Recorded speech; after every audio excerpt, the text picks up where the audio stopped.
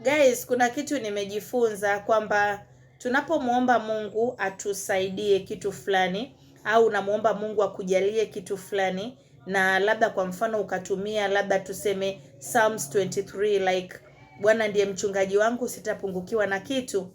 Unavyosema ile haya ya kwenye Biblia, make sure inatoka moyoni. Yaani unamwambia Mungu, Bwana wewe ndiye mchungaji wangu, sitapungukiwa na kitu, so I'm sure siwezi kupungukiwa, najua naenda kukipata kitu ninachokihitaji.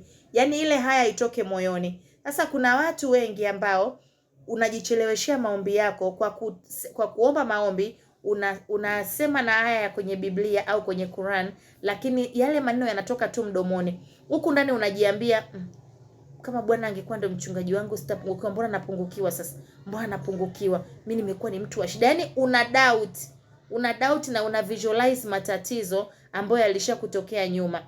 My dear, kesho yako baraka za kesho hazihusiani kabisa na matatizo ya jana.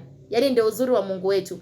Yaani wewe wa jana hauhusiani kabisa na wewe wa leo. Kwa hiyo unapomwambia Mungu unahitaji kitu fulani today, yaani assume una everything.